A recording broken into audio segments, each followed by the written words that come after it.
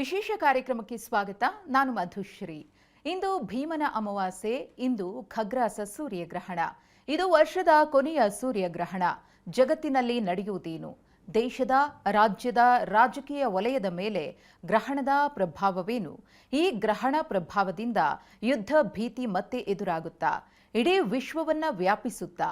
ಅಮಾವಾಸ್ಯೆ ಗ್ರಹಣ ಪ್ರಭಾವದಿಂದ ಯಾವ ರಾಶಿಗಳಿಗೆ ಕಾದಿದೆ ಆಪತ್ತು? ಪರಿಹಾರವೇನು? ಇದೇ ಈ ಹೊತ್ತಿನ ವಿಶೇಷ. ಅಮಾವಾಸ್ಯೆ ಸೂರ್ಯಗ್ರಹಣ ಕಾದಿದೆಯ ಆಪತ್ತು? ಭೀಮನ ಅಮಾವಾಸ್ಯೆ ಎಂದು ಸಂಭವಿಸ್ತಾ ಇರುವ ವರ್ಷದ ಕೊನೆಯ ಸೂರ್ಯಗ್ರಹಣವು ಅಷ್ಟೊಂದು ಅಪಾಯಕಾರಿನ? ಈ ಗ್ರಹಣದ ಪರಿಣಾಮಗಳೇನು? ದ್ವಾದಶ ರಾಶಿಗಳ ಮೇಲೆ ಈ ಗ್ರಹಣದ ಪ್ರಭಾವವೇನು? ಪರಿಹಾರಗಳೇನು? ಇದೆಲ್ಲದರ ಬಗ್ಗೆ ವಿವರವಾಗಿ ಮಾಹಿತಿಯನ್ನು ತಿಳಿಸಿಕೊಡೋಕೆ ನಮ್ಮ ಸ್ಟುಡಿಯೋದಲ್ಲಿದ್ದಾರೆ ಖ್ಯಾತ ಜ್ಯೋತಿಷಿ ಹರಿಶಾಸ್ತ್ರಿ ಗುರೂಜಿಯವರು. ಬನ್ನಿ ಕಾರ್ಯಕ್ರಮಕ್ಕೆ ಅವರನ್ನು ಸ್ವಾಗತ ಮಾಡೋಣ. ಗುರುಗಳೇ ನಮಸ್ತೆ, ಕಾರ್ಯಕ್ರಮಕ್ಕೆ ಸ್ವಾಗತ. ನಮಸ್ತೆ ಅಮ್ಮ. ಗುರುಗಳೇ, ಈಗ ಈ ಒಂದು ಗ್ರಹಣವನ್ನ ಖಗ್ರಾಸ ಸೂರ್ಯಗ್ರಹಣ ಅಂತ ಹೇಳ್ತೀವಿ. ಈ ರಾಹುಗ್ರಸ್ತ ಅಥವಾ ಕೇತುಗ್ರಸ್ತ ಗ್ರಹಣಕ್ಕಿಂತ ಈ ಒಂದು ಗ್ರಹಣ ಎಷ್ಟು ಭಯಾನಕವಾಗಿರುತ್ತೆ? ಈ ಹಿಂದೆ ಏನಾದರೂ ಈ ರೀತಿಯ ಸೂರ್ಯಗ್ರಹಣ ಸಂಭವಿಸಿತ್ತಾ? ಅದರ ಪರಿಣಾಮಗಳು ಹೇಗಿತ್ತು ಅಂತ? ಪ್ರಮುಖವಾದಂಥ ಇವತ್ತಿನ ಈ ವಿಚಾರ ವಿನಿಮಯದಲ್ಲಿ ಇದೇ ಮುಖ್ಯವಾದಂಥ ವಿಚಾರಮ್ಮ.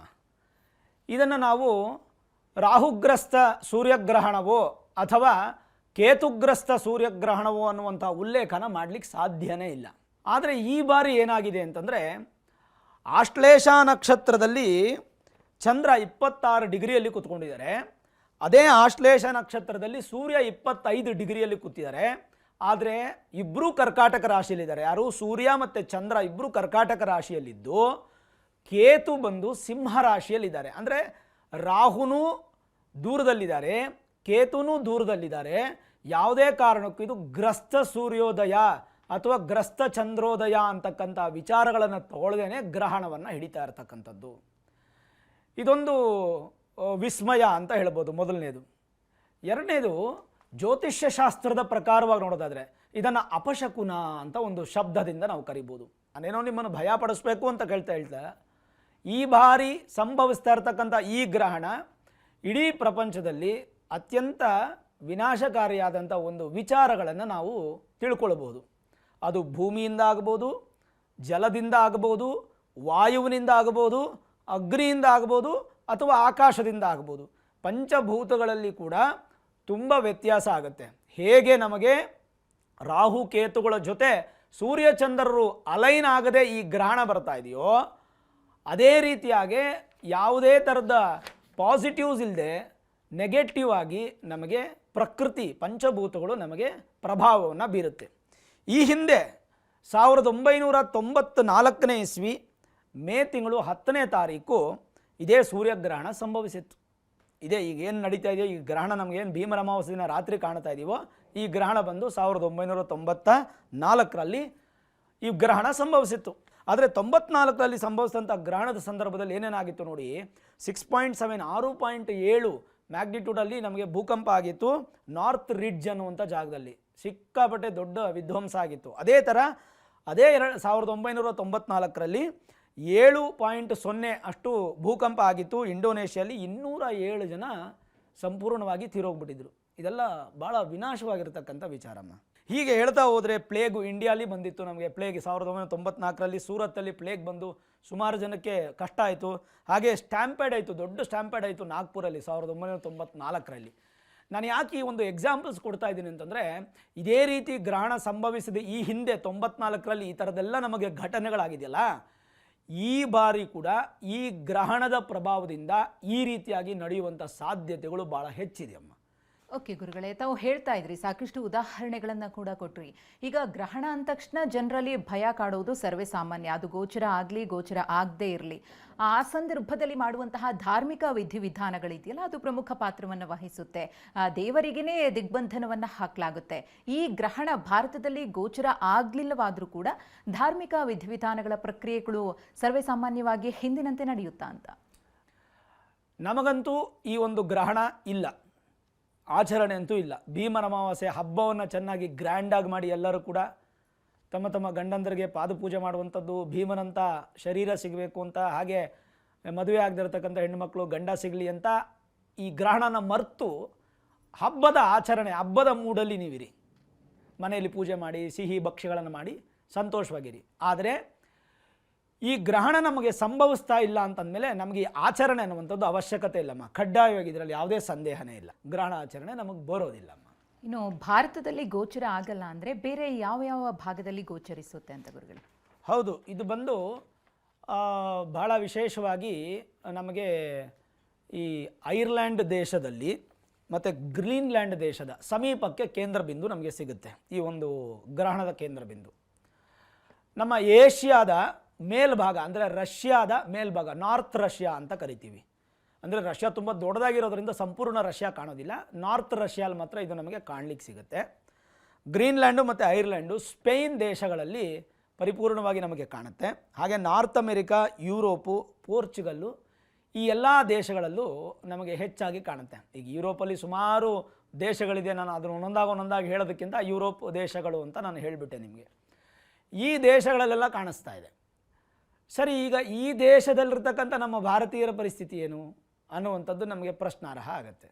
ಭಾರತ ದೇಶದಲ್ಲಿ ಗೋಚಾರ ಆಗಲ್ಲ, ಹಾಗಾಗಿ ಭಾರತೀಯರು ಇದರ ಆಚರಣೆ ಮಾಡೋದು ಬೇಡ. ಈಗ ಯುರೋಪ್ ರಾಷ್ಟ್ರಗಳಲ್ಲಾಗಲಿ, ಯು ಎಸ್ ಎಲಾಗಲಿ, ಕ್ಯಾನಡಾಲಾಗಲಿ, ಅಥವಾ ನಾನೀಗ ಹೇಳಿದಂಥ ಸ್ಥಳಗಳಲ್ಲಿ ಎಲ್ಲಾದರೂ ಭಾರತೀಯರು ವಾಸ ಮಾಡ್ತಾ ಇದ್ದರೆ ಖಂಡಿತವಾಗಲೂ ಅಲ್ಲಿರ್ತಕ್ಕಂಥ ಭಾರತೀಯರಿಗೆ ಈ ಸೂರ್ಯಗ್ರಹಣದ ಒಂದು ಗ್ರಹಚಾರ ಹಿಡಿಯುತ್ತೆ. ಸೂರ್ಯಗ್ರಹಣವನ್ನು ಆಚರಣೆ ಮಾಡಬೇಕು. ನಿಮ್ಮ ನಿಮ್ಮ ರಾಶಿಗೆ ಬರುವಂಥ ದೋಷವನ್ನು ತಿಳ್ಕೊಂಡು ಪರಿಹಾರ ಮಾಡಬೇಕು, ಯೋಗವನ್ನು ತಿಳ್ಕೊಂಡು ಅನುಭವಿಸಬೇಕು. ಇನ್ನು ಯಾವ ರಾಶಿ ಮತ್ತು ನಕ್ಷತ್ರದಲ್ಲಿ ಈ ಬಾರಿಯ ಸೂರ್ಯಗ್ರಹಣ ಸಂಭವಿಸ್ತಾ ಇದೆ ಅಂತ? ಇದೇ ಒಂದು ವಿಶೇಷ ಅಮ್ಮ. ಇದರ ಬಗ್ಗೆ ನಾನು ನಿಮಗೆ ತಿಳಿಸ್ಬೇಕು.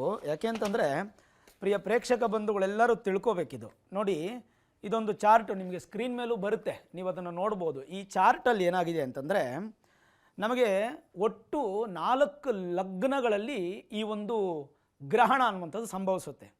ಪ್ರಾರಂಭ ಆಗುವಂಥದ್ದು ಮೀನ ಲಗ್ನದಲ್ಲಿ, ಅದಾದ ಮೇಲೆ ಮೇಷ ಲಗ್ನ ಮುಗಿದು ವೃಷಭ ಲಗ್ನ ಮುಗಿದು ಮಿಥುನ ಲಗ್ನವನ್ನು ಕೂಡ ಕವರ್ ಮಾಡುತ್ತೆ.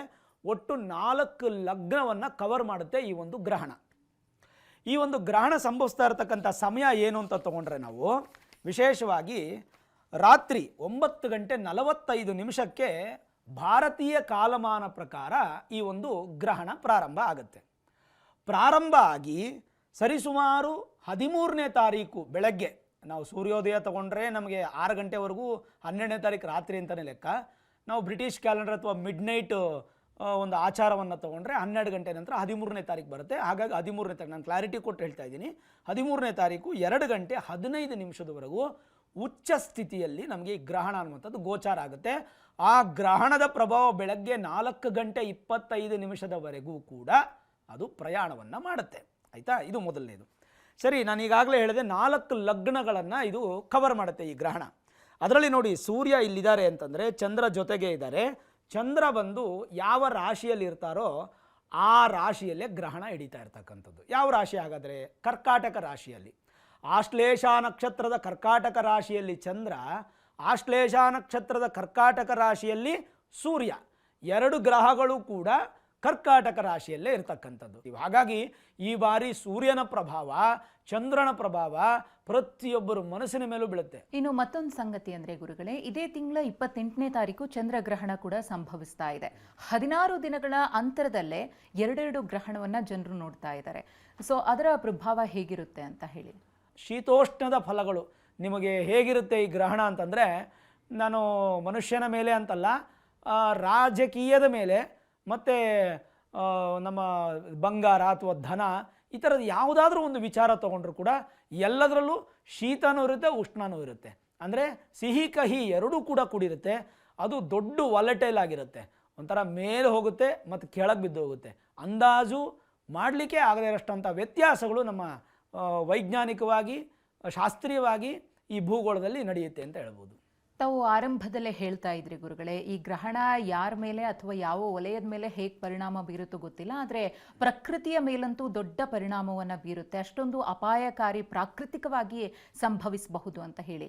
ಪ್ರಕೃತಿಯ ಮೇಲಿನ ಪ್ರಭಾವದ ಬಗ್ಗೆ ಮಾತನಾಡೋದಾದರೆ, ಭಾರತವನ್ನು ಬ್ರಹ್ಮಸ್ಥಾನ ಅಂತ ನಾವು ತಗೊಂಡಾಗ ಕೇಂದ್ರ ಸ್ಥಾನದಿಂದ ಪೂರ್ವ ಭಾಗ, ಅಂದರೆ ಪೂರ್ವ ಅಂತಂದರೆ ನಮಗೆ ಆಸ್ಟ್ರೇಲಿಯಾ, ನ್ಯೂಜಿಲ್ಯಾಂಡು, ಜಪಾನ್, ಈ 3 ದೇಶಗಳಿಗೆ ಭೂಮಿಯಿಂದ ಸಮಸ್ಯೆ ಜಾಸ್ತಿ ಆಗುತ್ತೆ.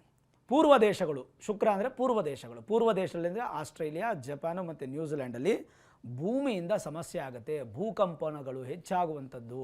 ಶನಿ ಬಂದು ಜಲತತ್ವದಲ್ಲಿದ್ದಾರೆ, ಜಲತತ್ವ ಅಂದರೆ ನೀರಿನ ತತ್ವದಲ್ಲಿದ್ದಾರೆ ಶನಿ. ಹಾಗಾಗಿ ಪಶ್ಚಿಮ ದೇಶಗಳಂದರೆ ಕ್ಯಾನಡಾ, USA ಮತ್ತು ನಾರ್ತ್ ಅಮೇರಿಕಾದ ಕೆಲವು ಭಾಗಗಳು ಮತ್ತು ಯುರೋಪ್ನ ಯುನೈಟೆಡ್ ಕಿಂಗ್ಡಮು ಈ ಥರದ ಕೆಲವು ಭಾಗಗಳನ್ನು ನಾವು ಪಶ್ಚಿಮಾತ್ಯ ಅಥವಾ ಪಾಶ್ಚಿಮಾತ್ಯ ದೇಶಗಳು ಅಂತ ಇರುತ್ತಲ್ಲ, ಈ ಎಲ್ಲ ದೇಶಗಳಿಗೆ ಜಲದಿಂದ ಸಿಕ್ಕಾಪಟ್ಟೆ ಸಮಸ್ಯೆ, ನೀರಿನಿಂದ. ಇನ್ನು ಮೂರನೇದಾಗಿ ಉತ್ತರ ದೇಶಗಳಿಗೆ ಕೂಡ ಜಲದಿಂದನೇ ಸಮಸ್ಯೆ. ಯಾವುದು ಉತ್ತರ ದೇಶಗಳು? ಹಾಗಾದರೆ ಉತ್ತರ ದೇಶಗಳು ಅಂತಂದರೆ ನಮಗೆ ರಷ್ಯಾ, ಉಕ್ರೇನು ಮತ್ತು ಚೈನಾ, ಈ ಮೂರಕ್ಕೂ ಕೂಡ ಜಲದಿಂದನೇ ಸಮಸ್ಯೆ, ನೀರಿನಿಂದನೇ ಹೆಚ್ಚು ಸಮಸ್ಯೆ ಆಗುತ್ತೆ. ಈ ಬಾರಿ ನೀರು ಅನ್ನುವಂಥದ್ದು ದೊಡ್ಡ ಪ್ರಮಾಣದ ಸಮಸ್ಯೆಯನ್ನು ಉಂಟು ಮಾಡಿ ಭಾಳಷ್ಟು ದೊಡ್ಡ ಪ್ರಕೃತಿ ವಿಕೋಪವನ್ನು ಉಂಟು ಮಾಡುತ್ತೆ. ಜೊತೆಗೆ ಕುಜ ವಾಯು ತತ್ವದಲ್ಲಿರ್ತಾರಿಂದ ವಿಮಾನಯಾನದ ತೊಂದರೆಗಳು, ಅಪಘಾತಗಳು, ಸಮಸ್ಯೆಗಳು ಕೂಡ ಉಂಟಾಗುವಂಥ ಸಾಧ್ಯತೆಗಳು ನಮಗೆ ಹೆಚ್ಚು ಕಾಣ್ತದೆ. ಇನ್ನು ಭಾರತದ ಮಟ್ಟಿಗೆ ಮಾತನಾಡೋದಾದರೆ ಗುರುಗಳೇ, ಪ್ರಾಕೃತಿಕವಾಗಿ ಏನಾದರೂ ಸಮಸ್ಯೆಗಳು ಎದುರಾಗುತ್ತಾ ಭಾರತಕ್ಕೂ? ಒರಿಸ್ಸಾದ ಕೊನೆ ಭಾಗ ಆಂಧ್ರದ ಕಡೆಗೆ, ಆಮೇಲೆ ತೆಲಂಗಾಣ ಮತ್ತು ಆಂಧ್ರ ಪ್ರದೇಶ, ಈ ಮೂರು ರಾಜ್ಯಗಳಿಗೆ ಗ್ರಹಣದಿಂದ ಪ್ರಾರಂಭ ಆದರೆ ಸರಿಸುಮಾರು ಒಂದು 2 ತಿಂಗಳ ಪ್ರಮಾಣದಲ್ಲಿ ನಮಗೆ ಜಲದಿಂದ ಅತ್ಯಂತ ದೊಡ್ಡ ದೊಡ್ಡ ಮಹಾಕಂಟಕಗಳೇ ಇದೆ, ಸಾವು ನೋವುಗಳಿದೆ, ಎಷ್ಟೋ ಜನ ಮನೆಗಳನ್ನು ಕಳ್ಕೊಳ್ಳುವಂಥ ಸಾಧ್ಯತೆಗಳು ಈ ರೀತಿಯಾಗಿ ಭಾಳಷ್ಟು ಕಾಣ್ತಾ ಇರೋದ್ರಿಂದ ತೆಲಂಗಾಣ, ಆಂಧ್ರ ಮತ್ತು ತಮಿಳುನಾಡಿನ ಚೆನ್ನೈ ಕೆಲವು ಭಾಗಗಳು, ಚೆನ್ನೈ ಸುತ್ತಮುತ್ತ ಅದೆಲ್ಲ ಆಗ್ನೇಯ ಭಾಗಕ್ಕೆ ಬರುತ್ತೆ. ಇನ್ನು ದಕ್ಷಿಣ ಅಂತಂದರೆ ಪರಿಪೂರ್ಣ ಕನ್ಯಾಕುಮಾರಿ ಕೊಟ್ಟೋಗುತ್ತೆ. ಹಾಗಾಗಿ ಈ ಬಾರಿ ಈ ಒಂದು ಗ್ರಹಣದ ಪ್ರಭಾವ ಹೆಚ್ಚು ಚಳಿಯಿಂದ ಸ್ವಲ್ಪ ಜನ ಸಾವಿಗೀಡಾಗ್ತಾರೆ ಅಂತ ಕೂಡ ನಾವು ಅನಾಲಿಸಿಸ್ ಮಾಡ್ಬೋದು. ಇನ್ನು ಗುರುಗಳೇ, ಈಗ ಮಳೆ ವಿಚಾರಕ್ಕೆ ಸಂಬಂಧಪಟ್ಟಂತೆ ನಾವು ನೋಡ್ತಾ ಇದ್ವಿ ಯಾವ ರೀತಿ ಮುಂಗಾರು ಕಣ್ಣಾಮುಚ್ಚಾಲೆ ಆಡ್ತಾ ಇದೆ ಅಂತ ಹೇಳಿ. ಇದರ ನಡುವೆ ಕರ್ನಾಟಕಕ್ಕೆ ಹೇಗಿದೆ ಅಂತ ಪ್ರಭಾವ? ನಮ್ಮ ಕರ್ನಾಟಕ ರಾಜ್ಯಕ್ಕೆ ಈ ಬಾರಿ ಯಾವುದೇ ಥರದ ಸಮಸ್ಯೆಗಳಾಗ್ಬೋದು, ನೀರಿನಿಂದ ಬರುವಂಥದ್ದೇನಿಲ್ಲ. ಪುಷ್ಕಳವಾಗಿ ರೈತರಿಗೆ ನೀರು ಸಿಗುತ್ತೆ, ಮಳೆ ಎಲ್ಲ ಸಂದರ್ಭಕ್ಕೆ ಸರಿಯಾಗಿ ಆಗುತ್ತೆ, ಅದೆಲ್ಲ ಏನು ಕರ್ನಾಟಕಕ್ಕೆ ಯಾವುದೇ ಥರದ ಸಮಸ್ಯೆ ಬರಲಿಕ್ಕಿಲ್ಲ. ಓಕೆ ಗುರುಗಳೇ, ಈಗಾಗಲೇ ಯುದ್ಧದ ವಿಚಾರದಲ್ಲಿ ಹಲವು ರಾಷ್ಟ್ರಗಳು ನಲುಗಿ ಹೋಗಿವೆ. ಈ ಯುದ್ಧ ಭೀತಿ ಅನ್ನೋದು ಇನ್ನೂ ಹೆಚ್ಚಾಗುತ್ತಾ ಹೋಗುತ್ತಾ, ತೀವ್ರತೆ ಸ್ವರೂಪ ಹೇಗಿರಬಹುದು ಅಂತ ಗ್ರಹಣದ ಪ್ರಭಾವದಿಂದ? ಈ ಯುದ್ಧ ಅನ್ನುವಂಥದ್ದು ಇನ್ನಷ್ಟು ಪ್ರಕೋಪ ಹೆಚ್ಚಾಗುವಂಥ ಸಾಧ್ಯತೆ. As soon as possible Russia ಮತ್ತು ಯುಕ್ರೇನ್ ಯುದ್ಧ ತೀವ್ರತೆಯನ್ನು ಹೊಂದಿ ಅಂತ್ಯಕ್ಕೆ ಬರುವಂತಹ ಸಾಧ್ಯತೆಗಳು ಈ ಗ್ರಹಣದ ಪ್ರಭಾವದಿಂದ ಕಾಣ್ತಾ ಇದೆ. ಈ ಹಳೆಯ ಯುದ್ಧಗಳು ಒಂದು ಸ್ವಲ್ಪ ಕಡಿಮೆ ಆಗುವಂಥ ಸಾಧ್ಯತೆ ಇದೆ. ಕೆಲವೊಂದು ಜಾಗದಲ್ಲಿ ಕಾಲಚಕ್ರ ಬದಲಾವಣೆ ರೀತಿಯಾಗಿ ಕೆಲವೊಂದು ಜಾಗದಲ್ಲಿ ಶಾಂತಿ ಉತ್ಪತ್ತಿ ಆಗುತ್ತೆ, ಕೆಲವೊಂದು ಜಾಗದಲ್ಲಿ ಜಾಸ್ತಿ ಆಗುವಂಥ ಸಾಧ್ಯತೆ. ಈ ಮಧ್ಯೆ ನಮ್ಮ ಭಾರತ ದೇಶದ ಜೊತೆಗೆ ನೆರೆಹೊರೆಯ ದೇಶಗಳಿಂದ ಕೂಡ ಕೆಲವೊಂದಿಷ್ಟು ಯುದ್ಧ ಸನ್ನಿವೇಶಗಳು ಪ್ರಾರಂಭ ಆಗಬಹುದಾದಂಥ ಸಾಧ್ಯತೆಗಳು ಕೂಡ ನಾವು ಅಲ್ಲಗಳೆಯಂಗಿಲ್ಲ. ಓಕೆ ಗುರುಗಳೇ, ಇನ್ನು ರಾಜಕಾರಣದ ಮೇಲೆ ಪ್ರಭಾವ ಹೇಗಿದೆ ಅಂತ? ಅದು ರಾಜ್ಯ ಮಟ್ಟದಲ್ಲಿರಬಹುದು ಅಥವಾ ದೇಶ ಮಟ್ಟದಲ್ಲಿರಬಹುದು? ರಾಜ್ಯ ಮಟ್ಟದಲ್ಲಿ ಸುಭಿಕ್ಷವಾಗಿದೆ, ಏನು ತೊಂದರೆ ಇಲ್ಲ ನಮ್ಮ ಕರ್ನಾಟಕ ರಾಜ್ಯಕ್ಕೆ. ನಾನು ಈ ಹಿಂದೆ ಹೇಳ್ದಂಗೆ CM ಕುರ್ಚಿ ಭದ್ರವಾಗಿದೆ. ಆ್ಯಂಡ್ ಬಟ್ ದೇಶದ ಒಂದು ರಾಜಕೀಯದ ಬಗ್ಗೆ ಮಾತಾಡೋದಾದರೆ ಸುಮಾರು ಬದಲಾವಣೆಗಳಾಗುವಂಥ ಸಾಧ್ಯತೆಗಳು, ಒಂದು ದೊಡ್ಡ ಪದವಿಯಲ್ಲಿರ್ತಕ್ಕಂಥವ್ರಿಗೆ ಕಂಟಕ ಬರುವಂಥದ್ದು. ಓಕೆ ಗುರುಗಳೇ, ಇನ್ನು ಜನಸಾಮಾನ್ಯರ ಮೇಲೆ ಯಾವ ರೀತಿ ಪ್ರಭಾವ ಬೀರುತ್ತೆ ಅಂತ? ಪರೋಕ್ಷವಾಗಿ ಖಂಡಿತವಾಗಲೂ ಜನಸಾಮಾನ್ಯರ ಮೇಲೆ ಸಮಸ್ಯೆ ಬರುತ್ತೆ. ಹೆಚ್ಚು ಖರ್ಚು ಮಾಡಬೇಡಿ, ಅನಾವಶ್ಯಕ ಸಾಲ ಮಾಡಬೇಡಿ, ಸಾಧ್ಯವಾದಷ್ಟು ಹಣವನ್ನು ಸೇರಿಸಿಟ್ಕೊಳ್ಳಿ. ಗುರುಗಳೇ, ದ್ವಾದಶ ರಾಶಿಗಳ ಮೇಲೆ ಈ ಸೂರ್ಯಗ್ರಹಣದ ಪ್ರಭಾವದ ಬಗ್ಗೆ ನಾವು ಮಾತನಾಡ್ತಾ ಹೋಗೋಣ. ಮೊದಲಿಗೆ ಮೇಷರಾಶಿ. ಮೇಷರಾಶಿಗೆ ಈ ಗ್ರಹಣದ ಪ್ರಭಾವ, ರಾಶಿಯಿಂದ 4ನೇ ಮನೆಯಲ್ಲಿ ಈ ಗ್ರಹಣ ಸಂಭವಿಸ್ತಾ ಇದೆ. ಅಂದರೆ ಮೇಷರಾಶಿಯಿಂದ 4ನೇ ಮನೆಯಲ್ಲಿ ಗ್ರಹಣ ಸಂಭವಿಸ್ತಾ ಇದೆ. 4ನೇ ಸ್ಥಾನವನ್ನು ನಾವು ಮಾತೃಸ್ಥಾನ, ಸುಖಸ್ಥಾನ ಅಂತ ಕರಿತೀವಿ. ಹಾಗಾಗಿ ಸ್ವಲ್ಪ ಮಟ್ಟಿಗೆ ನಿಮಗೆ ಈ ಗ್ರಹಣದ ಪ್ರಭಾವ ಮುಂದಿನ ಒಂದು ತಿಂಗಳ ಕಾಲದವರೆಗೂ ಈ ಗ್ರಹಣದ ಪ್ರಭಾವದಿಂದ ಸ್ವಲ್ಪ ಮಾನಸಿಕ ಒತ್ತಡ ಜಾಸ್ತಿ ಆಗುತ್ತೆ, ಹಾಗೆ ಸುಖ ಕಡಿಮೆ ಆಗುತ್ತೆ, ತಾಯಿಯ ಆರೋಗ್ಯದಲ್ಲಿ ಏರುಪೇರಾಗುವಂಥ ಸಾಧ್ಯತೆಗಳಿದೆ. ಜೊತೆಗೆ ಕೆಲವೊಂದು ಸವಾಲಿನ ಪರಿಸ್ಥಿತಿಗಳನ್ನು ನೀವು ನೋಡ್ಬೋದಾಗಿದೆ. ಈ ಒಂದು ತಿಂಗಳ ಕಾಲದಲ್ಲಿ ಸ್ವಲ್ಪ ಎಚ್ಚರವಾಗಿರಬೇಕು. ಮಾನಸಿಕ ಒತ್ತಡ, ಅತಿಯಾದ ಚಿಂತನೆಯನ್ನು ಮಾಡುವಂತಹ ಸಾಧ್ಯತೆಗಳು ಹೆಚ್ಚು. ಸುಮ್ಮನೆ ಕೆಲಸ ಇಲ್ಲದೇ ಚಿಂತೆ ಮಾಡುವಂಥದ್ದು ಜಾಸ್ತಿ ಇರುತ್ತೆ. ಜೊತೆಗೆ ಸಾಡೆ ಸಾತಿ ಬೇರೆ ನಡೀತಾ ಇದೆ. ಒಂದು ಕಡೆ ಗುರುಬಲನೂ ಇಲ್ಲ. ಸರಿ, ವೃತ್ತಿಯಲ್ಲಿ ಸ್ವಲ್ಪ ಅಸಮಾಧಾನ, ಸ್ವಲ್ಪ ಮಾತುಕತೆಗಳಿಂದ ಮನಸ್ತತ್ವ ಬೇಜಾರಾಗುವಂಥದ್ದು, ಇದೆಲ್ಲ ಸಾಧ್ಯತೆಗಳಿರುತ್ತೆ. ಓಕೆ ಗುರುಗಳೇ, ಪರಿಹಾರ ಏನು ಮಾಡ್ಕೋಬೇಕು? ಪರಿಹಾರ ಅಂತ ಬಂದಾಗ ಒಂದು ಚಂದ್ರನ ದರ್ಶನ ಮಾಡಬೇಕು. ಚಂದ್ರ ಅಂತಂದರೆ ರಾತ್ರಿ ವೇಳೆ ನಮಗೆ ಕಾಣುವಂತಹ ಪ್ರತ್ಯಕ್ಷ ಚಂದ್ರ. ನವಗ್ರಹಗಳಲ್ಲಿ ಆಗ್ನೇಯ ದಿಕ್ಕಲ್ಲಿರ್ತಕ್ಕಂಥ ಚಂದ್ರನ ದರ್ಶನ ಮಾಡುವಂಥದ್ದು ಪ್ರತಿ ಸೋಮವಾರ. ಅಂದರೆ ಈ ಗ್ರಹಣ ಆದ ನಂತರ ಒಂದು 4 ಸೋಮವಾರಗಳು ಒಂದು 2 ಬೊಗಸೆಯಷ್ಟು ಅಕ್ಕಿ, ಅಂದರೆ ಒಂದು kg ಅಕ್ಕಿ ತೊಗೊಂಡೋಗಿ ಅಥವಾ ಭತ್ತ ತೊಗೊಂಡೋಗಿ ಆಗ್ನೇಯ ಭಾಗದಲ್ಲಿ, ಸೂರ್ಯನಿಗೆ ಆಗ್ನೇಯ ಭಾಗದಲ್ಲಿ ನವಗ್ರಹಗಳಲ್ಲಿ ಇರ್ತಕ್ಕಂಥ ಆಗ್ನೇಯ ಭಾಗದಲ್ಲಿರ್ತಕ್ಕಂಥ ಚಂದ್ರನ ಮುಂದೆ ಇಟ್ಟು ಒಂದು ದರ್ಶನ ಮಾಡಿ ಒಂದು ಪ್ರದಕ್ಷಿಣೆ ಮಾಡಿ ಬರುವಂಥದ್ದು ಈ 4 ವಾರಗಳಿಂದ ಕಂಪಲ್ಸರಿ ಮಾಡಿದ್ರೆ ತಾಯಿಯ ಆರೋಗ್ಯಕ್ಕೂ ತೊಂದರೆ ಆಗಲ್ಲ, ಆರೋಗ್ಯದಲ್ಲೂ ಸಮಸ್ಯೆ ಬರೋದಿಲ್ಲ, ಒಂಥರ ಪರಿಹಾರವನ್ನು ನಾವು ಕಂಡುಕೊಂಡಾಗ ಆಗುತ್ತೆ. ಓಕೆ ಗುರುಗಳೇ, ವೃಷಭ ರಾಶಿಯವ್ರ ಮೇಲೆ ಹೇಗಿದೆ ಅಂತ? ವೃಷಭ ರಾಶಿ ನೋಡಿ, ನಿಮ್ಮ ರಾಶಿಯಿಂದ ಗ್ರಹಣ ನಡೀತಾ ಇರ್ತಕ್ಕಂಥದ್ದು 3ನೇ ಮನೆಯಲ್ಲಿ, ಅತ್ಯಂತ ಶುಭ. ವೃಷಭ ರಾಶಿಯವ್ರಿಗೆ ಈಗ ಟೈಮ್ ಚೆನ್ನಾಗಿಲ್ಲ, ಯಾಕಂದರೆ ಗುರುಬಲ ಇಲ್ಲ. ಆದರೆ ಶನಿ ಮಾತ್ರ 11ನೇ ಮನೆಯಲ್ಲಿದ್ದಾರೆ. ಪ್ರಸ್ತುತ ಗೋಚಾರದಲ್ಲಿ 10ನೇ ಮನೆ ಸ್ಥಾನ 11ನೇ ಮನೆ ಸ್ಥಾನ ಎರಡೂ ಸಿಗುತ್ತೆ. ವೃಷಭ ರಾಶಿಯವರಿಗೆ ಗುರು ಚೆನ್ನಾಗಿಲ್ಲ ಅಂದರೂ ಶನಿ ತುಂಬ ಚೆನ್ನಾಗಿದೆ. ಈ ಗ್ರಹಣ ಪ್ರಭಾವದಿಂದ ಒಂಥರ ಜಾಕ್ಪಾಟ್ ಹೊಡೆದಂಗೆ 3ನೇ ಮನೆಯಲ್ಲಿ ಗ್ರಹಣ ಸಂಭವಿಸ್ತಾ ಇದೆ.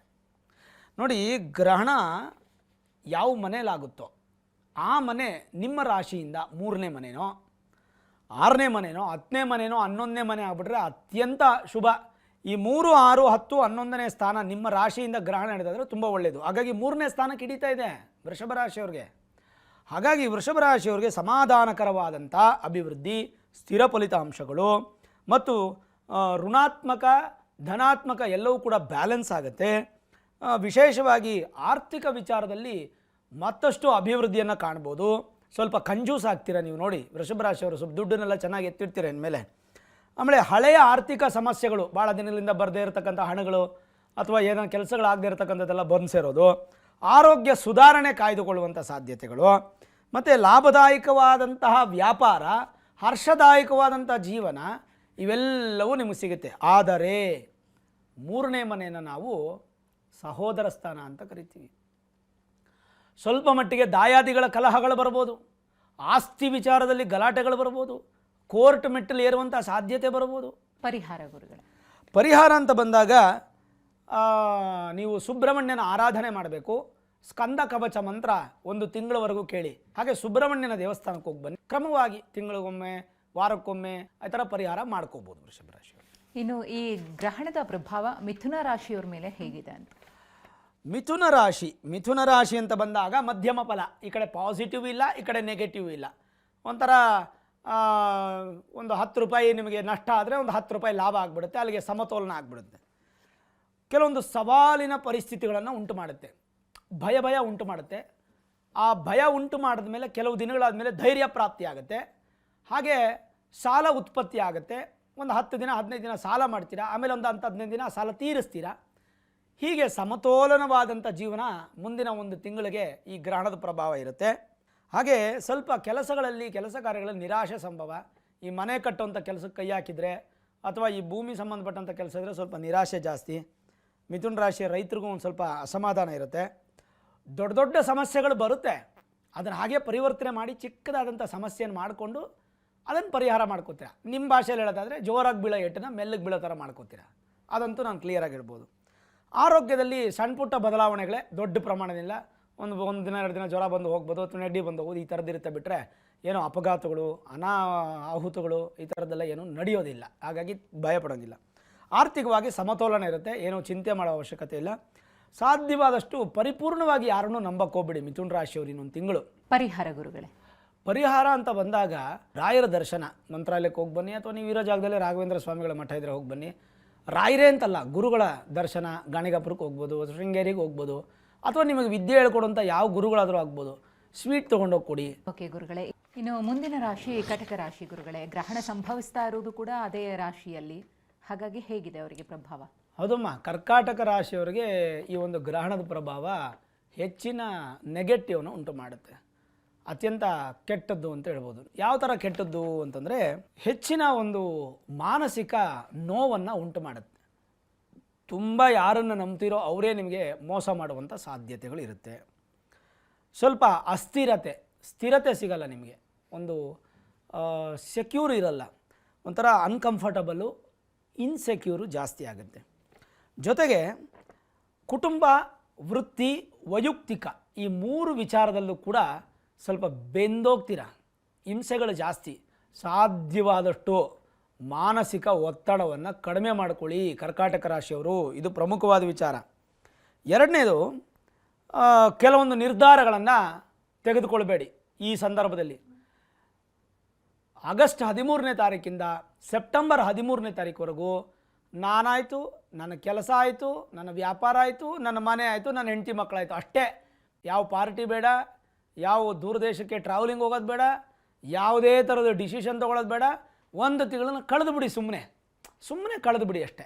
ಕಳೆದುಬಿಟ್ರೆ ನಿಮಗೆ ಆ ಸಮಸ್ಯೆಗಳನ್ನುವಂಥದ್ದು ದೂರ ಆಗ್ತಾ ಹೋಗ್ಬಿಡುತ್ತೆ, ಭಯಪಡುವಂಥ ಅವಶ್ಯಕತೆ ಇಲ್ಲ. ನಿಮ್ಮದೇ ರಾಶಿಯಲ್ಲಿ ಗ್ರಹಣ ಆಗ್ತಾ ಇರೋದ್ರಿಂದ ಎಚ್ಚರವಾಗಿರಿ, ಯಾವುದನ್ನು ಕೂಡ ಹಗುರವಾಗಿ ತಗೊಳ್ಬೇಡಿ. ಇನ್ನು ಪರಿಹಾರ ಗುರುಗಳೇ? ಪರಿಹಾರ, ನಿಮ್ಗೇನಾನ ಶಕ್ತಿ ಇದ್ದರೆ, ಫಿನಾನ್ಷಿಯಲ್ ಆಗಿ ಬಲಿಷ್ಠವಾಗಿದ್ದರೆ ಮನೇಲಿ ಒಂದು ನವಗ್ರಹ ಹೋಮ ಮಾಡ್ಕೊಳ್ಳಿ. ಅದರಲ್ಲಿ ಚಂದ್ರಗ್ರಹಕ್ಕೆ ಒಂದು ಜಪ ಸಮೇತ ಶಾಂತಿ ಹೋಮ ಮಾಡ್ಕೊಳ್ಳಿ ಶಕ್ತಿ ಇದ್ದರೆ. ಶಕ್ತಿ ಇಲ್ಲ ಅಂತಂದರೆ ನವಗ್ರಹಗಳಲ್ಲಿ ಚಂದ್ರಗ್ರಹಕ್ಕೆ ಒಂದು ಅಭಿಷೇಕ ಮಾಡಿಸಿ. ಅಷ್ಟಕ್ಕೂ ಅನುಕೂಲ ಇಲ್ಲ ಅಂತಂದರೆ ಗ್ರಹಣದ ದಿನ ಒಂದು 2 kg ಅಥವಾ 3 kg ಅಷ್ಟು ಅಕ್ಕಿಯನ್ನು ಬಿಳಿ ಬಟ್ಟೆಯಲ್ಲಿ ಸುತ್ತಿಟ್ಕೊಂಡು ಮಾರನೇ ದಿನ ಬೆಳಗ್ಗೆ ಯಾರಾದರೂ ಬಡವ್ರಿಗೋ ಭಿಕ್ಷುಕರಿಗೋ ಅದನ್ನು ಕೊಟ್ಟರೆ ಸಾಕು. ಇದು ಬಿಟ್ಟರೆ ದೊಡ್ಡ ಪರಿಹಾರಗಳೇನು ಬೇಕಾಗಿಲ್ಲ. 1 ತಿಂಗಳು ಸಮಾಧಾನವಾಗಿದ್ದರೆ ಸಾಕು, ಕೋಪ ಮಾಡ್ಕೋಬೇಡಿ, ಅದೇ ಪರಿಹಾರ. ಇನ್ನು ಮುಂದಿನ ರಾಶಿ ಸಿಂಹರಾಶಿ. ಸಿಂಹರಾಶಿಯವರಿಗೆ ಒಂದು ರೀತಿಯಾಗಿ ನೆಗೆಟಿವ್ ಅಂತಲೇ ಹೇಳ್ಬೋದು. 12ನೇ ಮನೆಯಲ್ಲಿ ನಡೀತಾ ಇದೆ. ನಿಮ್ಮ ರಾಶಿಯಿಂದ, ಸಿಂಹರಾಶಿಯಿಂದ 12ನೇ ಮನೆಯಲ್ಲಿ ಗ್ರಹಣ ನಡೀತಾ ಇದೆ. ಇಲ್ಲೊಂದು ವಿಚಿತ್ರ ಏನಂತಂದರೆ, ನಿಮ್ಮ ರಾಶ್ಯಾಧಿಪತಿ ಸೂರ್ಯನು 12ನೇ ಮನೆಯಲ್ಲೇ ಇದ್ದಾರೆ. ಗ್ರಹಣಕ್ಕೆ ಅವರೇ ತಾನೇ ಮೂಲ, ಸೂರ್ಯಗ್ರಹಣ ಅಂದರೆ ಸೂರ್ಯನೇ ಮೂಲ. ಹಾಗಾಗಿ ನಿಮ್ಮ ರಾಶ್ಯಾಧಿಪತಿ ಬಲ ಇಲ್ಲ. 12ನೇ ಮನೆ ಹೌಸ್ ಆಫ್ ಲಾಸ್, ನಷ್ಟಸ್ಥಾನ, ವ್ಯಯಸ್ಥಾನ. ಇದಲ್ಲದೆ ಏನಪ್ಪ ಅಂತಂದರೆ ಸಿಂಹರಾಶಿಯವರಿಗೆ ಪ್ರಸ್ತುತ ಗುರುಬಲ ಇಲ್ಲ, ಅಷ್ಟಮ ಶನಿ ಪ್ರಭಾವ ಬೇರೆ. ಈ ಏಟು ಮೇಲೆ ಏಟು, ಬರೆ ಮೇಲೆ ಬರೆ ಅಂತಾರಲ್ಲ, ಅದೇ ಥರ ಸಿಂಹರಾಶಿಯವರಿಗೆ 12ನೇ ಮನೆಯ ಗ್ರಹಣದ ಪ್ರಭಾವ ಏನಿದೆ ಅದು ಸಿಂಹರಾಶಿಯವರಿಗೆ ಭಾಳ ನೆಗೆಟಿವ್ ಆಗಿ ಪರಿಣಮಿಸುತ್ತೆ. ಆತ್ಮವಿಶ್ವಾಸ ನಿಮಗೆ ಕುಂದುತ್ತೆ, ಕಡಿಮೆ ಆಗುತ್ತೆ. ಈ ಅವಧಿಯಲ್ಲಿ ಒಂದು ಸ್ವಲ್ಪ ವೈಯಕ್ತಿಕ ವಿಚಾರಗಳನ್ನು ಯಾರ ಜೊತೆನೂ ಹಂಚ್ಕೊಳ್ಳೋಕೆ ಹೋಗಬೇಡಿ. ಪರ್ಸನಲ್ ಮ್ಯಾಟ್ರಸ್ ಅಂತೀವಲ್ಲ, ತುಂಬ ಇಂಪಾರ್ಟೆಂಟ್, ಯಾರಿಗೂ ಹೇಳಬಾರ್ದು ಅನ್ನುವಂಥ ವಿಚಾರಗಳನ್ನು ಯಾರಿಗಾದರೂ ಹೇಳಿಬಿಟ್ಟು ನೀವು ರಾತ್ರಿ ನಿದ್ದೆ ಹೋಗಿ ಬೆಳಗ್ಗೆ ಎದ್ದೇಳಷ್ಟೊತ್ತಿಗೆ ಇಡೀ ಪ್ರಪಂಚ ಗೊತ್ತಾಗೋಗಿರುತ್ತೆ. ಆ ರೀತಿಯಾಗಿ ಅವಮಾನ ಆಗುವಂಥದ್ದು, ತಲೆ ತಗ್ಸುವಂಥದ್ದು. ಸಿಂಹರಾಶಿಯ ರಾಜಕೀಯ ವ್ಯಕ್ತಿಗಳು ಭಾಳ ಎಚ್ಚರವಾಗಿರಿ, ಹುಷಾರಾಗಿರಿ ಅಂತ ನಾನು ಹೇಳ್ತಾ ಇದ್ದೀನಿ. ಈ 1 ತಿಂಗಳಲ್ಲಿ ಏನು ಬೇಕಾದ್ರೆ ನಡಿಬೋದು, ನಿಮ್ಮ ಅಧಿಕಾರ ಹಂಗೆ ಬಿದ್ದೋಗ್ಬಿಡ್ಬೋದು. ಹಾಗಾಗಿ ಸಿಂಹರಾಶಿಯವರು ಭಾಳ ಎಚ್ಚರಿಕೆಯಿಂದರಿ. ಪೊಲಿಟಿಕಲ್ ಆಗಿ ದೊಡ್ಡ ಸಮಸ್ಯೆಗಳು ಉಂಟಾಗ್ಬೋದು. ಹೆಚ್ಚಿಗೆ ಹೇಳಿ ನಿಮಗೆ ಭಯಪಡಿಸುವಂಥದ್ದು ನನಗೆ ಇಷ್ಟ ಇಲ್ಲ, ಹುಷಾರಾಗಿರಿ ಅಂತ ಹೇಳುವಂಥದ್ದು ನನ್ನ ಕರ್ತವ್ಯ. ಹಾಗಾಗಿ ಹೇಳ್ತಾ ಇದ್ದೀನಿ, ಸಿಂಹರಾಶಿಯವರು ಎಚ್ಚರಿಕೆ. ಪರಿಹಾರ ಗುರುಗಳೇ? ಪರಿಹಾರ ಅಂತ ಬಂದಾಗ ಕಂಪಲ್ಸರಿ ಸಿಂಹರಾಶಿಯವರು ಒಂದು ಸೂರ್ಯ ಶಾಂತಿ, ಒಂದು ರಾಹುಕೇತು ಶಾಂತಿಯನ್ನು ಮಾಡ್ಕೊಳ್ಳಿ. ಸೀರೆ ತೊಗೊಂಬಿಡಿ, ಕೆಂಪು ಸೀರೆ ತೊಗೊಂಡಾಗ ಅಮ್ಮನವ್ರಿಗೆ ಕೊಟ್ಬಿಡಿ, ದೇವಿಗೆ ಸಮರ್ಪಣೆ ಮಾಡಿಬಿಡಿ. ಹಾಗಾಗಿ ಇದನ್ನು ಮಾಡ್ಕೋಬೋದೇ ಬಿಟ್ಟರೆ ಇದಕ್ಕಿಂತ ಹೆಚ್ಚಿನ ಪರಿಹಾರ ಬೇಕಿಲ್ಲ. ಪರಿಹಾರ ಅಂತ ಬಂದಾಗ, ಸಮಸ್ಯೆ ಅಂತ ಬಂದಾಗ ನಾನು ಎಲ್ಲದರಲ್ಲೂ ಹೇಳಿದ್ರಲ್ಲೂ ಹುಷಾರಾಗಿರಬೇಕಾಗತ್ತೆ ಸಿಂಹರಾಶಿಯವರು. ಇನ್ನು ಕನ್ಯಾ ರಾಶಿಯವರ ಮೇಲೆ ಹೇಗಿದೆ ಗುರುಗಳೇ ಪ್ರಭಾವ? ಕನ್ಯಾ ರಾಶಿ ಅಂತಂದರೆ 11ನೇ ಮನೆಗೆ ಬರುತ್ತಮ್ಮ. ನೋಡಿ, ಕನ್ಯಾ ರಾಶಿಗೆ ಭಾಳ ವಿಶೇಷವಾದಂಥ ಫಲ ಇದೆ. ಹೇಗೆ ಅಂತಂದರೆ, ಈ ವರ್ಷ ಟಾಪ್ 1ನಲ್ಲೇ ಕನ್ಯಾ ರಾಶಿ ನಿಂತಿರೋದು. 11ನೇ ಮನೇಲಿ ಗುರು ಇದ್ದಾರೆ. 11ನೇ ಮನೇಲಿ ಗುರು ಇದ್ದರೆ ಲಾಭಸ್ಥಾನ. ಕನ್ಯಾ ರಾಶಿಗೆ ಗುರು ಲಾಭವನ್ನು ಕೊಡ್ತಾ ಇದ್ದಾರೆ. ಇನ್ನೊಂದು ಕಡೆ ಶನಿ ಪ್ರಭಾವದಲ್ಲಿಲ್ಲ. ಶನಿ ಗುರುಗಳಿಬ್ಬರು ಚೆನ್ನಾಗಿದ್ದಾರೆ. ಹಳ್ಳಿ ಕಡೆ ಸಾಧಾರಣವಾಗಿ ನಮ್ಗೆ ಹೇಳ್ತಾರೆ, ಗುರುಗಳೇ ನಮಗೆ ಈ ವರ್ಷ ಶನಿ ಗುರು ಹೆಂಗಿದೆ ಹೇಳಿ ಸ್ವಾಮಿಗಳೇ ಅಂತ ಕೇಳ್ತಾರೆ. ಇದು ಮೊದಲಿಂದ ಪದ್ಧತಿ ಬಂದಿರೋದು, ವರ್ಷಕ್ಕೊಂದು ಸಲ. ಹಾಗಾಗಿ ಕನ್ಯಾ ರಾಶಿಯವರಿಗೆ ಶನಿ ಗುರು ತುಂಬ ಚೆನ್ನಾಗಿದೆ. ಯಾವುದು ಫಿನಾನ್ಷಿಯಲ್ ಕ್ರೈಸಸ್ಸು ಗುರುವಿಂದ ಆಗೋದಿಲ್ಲ, ಇನ್ನೂ ಅಭಿವೃದ್ಧಿ ಆಗುತ್ತೆ. ಇನ್ನೊಂದು ಕಡೆ ಶನಿಯಿಂದ ನಿಮಗೆ ಎಲ್ಲವೂ ಕೂಡ ವೃತ್ತಿ ಜೀವನ ಆಗ್ಬೋದು, ವ್ಯವಹಾರ ಜೀವನ ಚೆನ್ನಾಗಿರುತ್ತೆ. ಗ್ರಹಣದ ಪ್ರಭಾವ ಅಂತ ಬಂದಾಗ ಲಾಭಸ್ಥಾನ, ನಿಮ್ಮ ರಾಶಿಯಿಂದ ಗ್ರಹಣ ಹಿಡಿತಾ ಇರ್ತಕ್ಕಂಥದ್ದು 11ನೇ ಮನೆ. 11ನೇ ಮನೆಯಲ್ಲಿ ಗ್ರಹಣದ ಪ್ರಭಾವ ಇರ್ತಾರಂಥ ವಿವಿಧ ಕ್ಷೇತ್ರದಲ್ಲಿ ಸಕಾರಾತ್ಮಕ ಬದಲಾವಣೆಗಳು, ಅಭಿವೃದ್ಧಿ, ಬಹುಕಾಲದಿಂದ ನಿರೀಕ್ಷಿಸ್ತಾ ಇರ್ತಕ್ಕಂಥ ಕೆಲಸ ಕಾರ್ಯಗಳು ಜಯತ್ವ ಪ್ರಾಪ್ತಿ, ಅಯ್ಯೋ ಬರೋದೇ ಇಲ್ಲ, ಹೋಯ್ತು ಬಿಡೋ ದುಡ್ಡು, ಬಂದರೆ ದೇವರ ಆಶೀರ್ವಾದ, ಇಲ್ಲ ಅಂದರೆ ನಾನು ಯಾವುದೋ ಜನ್ಮದಲ್ಲಿ ಋಣ ಸಾಲ ಮಾಡಿದ್ದೆ ಅನ್ಕೋತೀನಿ ಅನ್ನೋ ಅಂತಹ ದುಡ್ಡು ಕೂಡ ಬಂದು ಸೇರುವಂಥ ಸಾಧ್ಯತೆ ಈ ಒಂದು ತಿಂಗಳಲ್ಲಿ, ಗ್ರಹಣ ಆಗಿ ಒಂದು ತಿಂಗಳಲ್ಲಿ ಆ ಸಾಧ್ಯತೆಗಳು ಜಾಸ್ತಿ. ವಿಶೇಷವಾಗಿ ಆರ್ಥಿಕ ಕ್ಷೇತ್ರದಲ್ಲಿ ಉತ್ತಮ ಬೆಳವಣಿಗೆ, ಆದಾಯವನ್ನು ದ್ವಿಗುಣ ಅಥವಾ ಹೆಚ್ಚಳ ಮಾಡಿಕೊಳ್ಳುವಂಥ ಯೋಗ. ಪರಿಹಾರ ಅಂತಂದರೆ ನಾನು ಹೇಳಿದಾಗೆ ಆರೋಗ್ಯದಲ್ಲಿ ಮಾತ್ರ ಹೆಚ್ಚು ಪ್ರಭಾವ ಇರೋದರಿಂದ ಒಂದು ಧನ್ವಂತರಿ ಜಪವನ್ನು ಮಾಡುವಂಥದ್ದು, ವಿಶೇಷವಾಗಿ ಆರೋಗ್ಯ ಅಂತ ಬಂದಾಗ ಒಂದು ಆಹಾರ ಪದ್ಧತಿ ಶೈಲಿಯನ್ನು ಬದಲಾವಣೆ ಮಾಡ್ಕೊಳ್ಳಿ, ಬೇರೆ ಯಾವುದು ಪರಿಹಾರ ಬೇಕಿರಲ್ಲ. ಮುಂದಿನ ರಾಶಿ ತುಲಾರಾಶಿ. ತುಲಾರಾಶಿಯವರಿಗೂ ಕೂಡ ಈ ಗ್ರಹಣ ಒಂದು ಒಳ್ಳೆಯ ಸಂದರ್ಭವನ್ನು ಉಂಟು ಮಾಡುತ್ತೆ ಅಂತ ಹೇಳ್ಬೋದು. ಪ್ರಾರಂಭದಲ್ಲಿ ಹೇಳಿದಾಗೆ 3, 6, 10, 11ನೇ ಮನೆ ಅಂದರೆ ನಿಮ್ಮ ರಾಶಿಯಿಂದ 3ನೇ ಮನೆ ಗ್ರಹಣ ಹಿಡಿತಾ ಇದ್ದರೆ ಅಥವಾ 6ನೇ ಮನೆ ಅಥವಾ 10ನೇ ಮನೆ ಅಥವಾ 11ನೇ ಮನೆ ಹಿಡಿತಾ ಇದ್ದರೆ ಒಳ್ಳೆಯದು. ಈಗ ತುಲಾರಾಶಿಗೆ 10ನೇ ಮನೆ ಆಗುತ್ತೆ, ಗ್ರಹಣ ಹಿಡಿತಾ ಇರ್ತಕ್ಕಂಥ ರಾಶಿ ಒಂದು ಸ್ಥಾನ ಬಂದು 10ನೇ ಮನೆ ಆಗುತ್ತೆ. ಹಾಗಾಗಿ ತುಲಾರಾಶಿಯವರಿಗೆ ಈ ಗ್ರಹಣದ ಪ್ರಭಾವ ಅನುಕೂಲಕರವಾಗಿರುತ್ತೆ, ಒಂದು ಪ್ಲಸ್ ಪಾಯಿಂಟ್, ಫಸ್ಟ್ ಪಾಯಿಂಟು.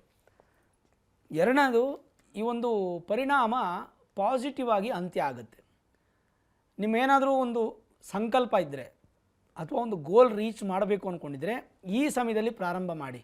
ಈ ಒಂದು ತಿಂಗಳು ನಿಮಗೆ ತುಂಬ ಅದ್ಭುತವಾಗಿರುತ್ತೆ ತುಲಾರಾಶಿಯವ್ರಿಗೆ. ಯಾಕೆಂದರೆ ನಿಮಗೆ ಗುರುಬಲ ಇಲ್ಲ, ಇನ್ನೊಂದು ಕಡೆ ಶನಿ 6ನೇ ಮನೇಲಿ ಕೂತಿದ್ದಾರೆ. ತುಲಾರಾಶಿಯವ್ರಿಗೇನು ಅಷ್ಟೊಂದು ಉತ್ತಮ ಸ್ಥಾನ ಇಲ್ಲ. ಜೂನ್ 2ನೇ ತಾರೀಕಿಗೆ ಗುರುಬಲ ಬೇರೆ ಹೊಟ್ಟೋಯ್ತು. ಏನು ಪ್ರಭಾವವಾಗಿರ್ತಕ್ಕಂಥ ಗೋಚಾರದ ಪರಿಸ್ಥಿತಿಗಳು ಪಾಸಿಟಿವ್ ಆಗಿ ಇಲ್ಲ ಅಂದರೂ ಕೂಡ ಈ ಗ್ರಹಣ ಅನ್ನುವಂಥದ್ದು ನಿಮಗೆ ಒಳ್ಳೆಯದನ್ನುಂಟು ಮಾಡ್ತಾ ಇದೆ. ಹಾಗಾಗಿ ಇದನ್ನು ಯುಟಿಲೈಸ್ ಮಾಡ್ಕೊಳ್ಳಿ. ವಿಶೇಷವಾಗಿ ವೃತ್ತಿ, ಹಣಕಾಸಿನ ಜೀವನ ಮತ್ತು ವೈಯಕ್ತಿಕ ಜೀವನದಲ್ಲಿ ಅಭಿವೃದ್ಧಿಯನ್ನು ನಾವು ಕಾಣಬಹುದು ತುಲಾರಾಶಿಯವರು. ಜೊತೆಗೆ ಕೆಲವೊಂದಿಷ್ಟು ಪ್ರಗತಿಗಳನ್ನು ನೀವು ಕಾಣ್ಬೋದು. ಪ್ರಗತಿ ಅಂತಂದರೆ ಯಾವ ಥರ? ಒಂದು ವಿದ್ಯಾಕ್ಷೇತ್ರದಲ್ಲಾಗ್ಬೋದು, ಒಂದು ಉದ್ಯೋಗ ಕ್ಷೇತ್ರದಲ್ಲಿ ನೀವು ಹೆಚ್ಚು ಬಲಿಷ್ಠವಾಗಿ ಪ್ರಯತ್ನ ಪಟ್ಟರೆ ನಿಮಗೆ ಪ್ರಮೋಷನ್ ಸಿಗುವಂಥ ಸಾಧ್ಯತೆ ತುಲಾರಾಶಿಯವ್ರಿಗೆ, ಇನ್ಕ್ರಿಮೆಂಟ್ ಸಿಗುವಂಥ ಸಾಧ್ಯತೆ, ಅಥವಾ ಕೆಲಸ ಕಳ್ಕೊಂಬಿಟ್ಟಿದ್ದೀನಿ, ಕೆಲಸ ಇಲ್ಲ ಅಂತಂದರೆ ಇಮ್ಮಿಡಿಯೇಟಾಗಿ ಕೆಲಸ ಸಿಗುವಂಥ ಸಾಧ್ಯತೆ, ಅದು ಸಕಾರಾತ್ಮಕವಾಗಿರುತ್ತೆ. ಅಯ್ಯೋ ಏನೋ ಇದೆಯಲ್ಲಪ್ಪ ನಡ್ಕೊಂಡು ಹೋಗೋಣ ಆ ಥರ ಇರಲ್ಲ, ಮನಸ್ಸಿಗೆ ಸಮಾಧಾನವಾದಂಥ ರೀತಿಯಲ್ಲಿರುತ್ತೆ. ಮತ್ತು ಆರ್ಥಿಕ ಸ್ಥಿರತೆ ಹೆಚ್ಚು ಸಿಗುತ್ತೆ. ವ್ಯವಹಾರದಲ್ಲಿ ಬಿಸ್ನೆಸ್ ವಿಚಾರದಲ್ಲಿ ತುಂಬ ಚೆನ್ನಾಗಿದ್ದು, ಹೈನುಗಾರಿಕೆ, ವ್ಯವಸಾಯ, ಮೀನುಗಾರಿಕೆ ಈ ರೀತಿ ಮಾಡ್ತಾ ಇರ್ತಕ್ಕಂಥವ್ರೊಳಗೆ ತುಂಬ ಚೆನ್ನಾಗಿರುತ್ತೆ. ಸಮಾಜದಲ್ಲಿ ಗೌರವ, ಮಾನ, ಸನ್ಮಾನ ಅಭಿವೃದ್ಧಿ ಆಗೋದು, ಆಪ್ತರ ಜೊತೆಗೆ ತುಂಬ ಪ್ರೀತಿ, ಬಾಂಧವ್ಯ, ವಿಶ್ವಾಸ ಇರೋದು, ಮತ್ತು ಯಶಸ್ಸಿಗೆ ನಿಮಗೆ ಸಪೋರ್ಟು ತುಂಬ ಸಿಗುತ್ತೆ. ಸ್ನೇಹಿತರು, ಬಂಧುಗಳು ಇದೆಲ್ಲ ಸಪೋರ್ಟ್ ಸಿಗುತ್ತೆ ತುಲಾರಾಶಿಯವ್ರಿಗೆ. ಒಟ್ಟಾರೆ ಹೇಳೋದಂದರೆ ಈ ಸೂರ್ಯಗ್ರಹಣದ ಪ್ರಭಾವ ನಿಮಗೆ ತುಂಬ ಒಳ್ಳೆಯದಿದೆ, ಉಪಯೋಗಿಸ್ಕೊಳ್ಳಿ. ಆರೋಗ್ಯದಲ್ಲಿ ಮಾತ್ರ ಒಂದು ಸ್ವಲ್ಪ ಏರುಪೇರಾಗುತ್ತೆ, ಯಾಕಂದರೆ ಶನಿ ಬಂದು 6ಠ ಭಾವದಲ್ಲಿರೋದ್ರಿಂದ ಗೋವಿಗೆ ಒಂದು ನಮಸ್ಕಾರ ಮಾಡಬೇಕು, ತುಂಬ ಇಂಪಾರ್ಟೆಂಟು. ಆರೋಗ್ಯದಲ್ಲಿ ಎಚ್ಚರಿಕೆ ಇರಿ, ಇದು ಭಾಳ ಮುಖ್ಯವಾಗುತ್ತೆ ತುಲಾರಾಶಿಯವರ ಒಂದು ವಿಷಯ. ಪರಿಹಾರ ಅಂತ ಬಂದಾಗ ಒಂದು ಚಂದ್ರಗ್ರಹ ಮಂತ್ರವನ್ನು ನಿತ್ಯ ಕೇಳುವಂಥದ್ದು ನಿಮಗೆ ಸಿಗುತ್ತೆ. ನೀವು ಸೋಷಿಯಲ್ ಮೀಡಿಯಾಗಳಲ್ಲೇ ನಿಮಗೆ ಸಿಗುತ್ತೆ ಅಥವಾ ಪುಸ್ತಕದಲ್ಲಿ ಸಿಗುತ್ತೆ. ಚಂದ್ರಾಷ್ಟೋತ್ತರ ಅಂತ ಬರುತ್ತೆ. ಓಂ ಚಂದ್ರಾಯ ನಮಃ ಅನ್ನುವಂಥ ರೀತಿಯಲ್ಲಿ ಪ್ರಾರಂಭ ಆಗುತ್ತೆ. 108 ನಾಮ, ಒಂದು 5 ನಿಮಿಷ ಆಗುತ್ತೆ.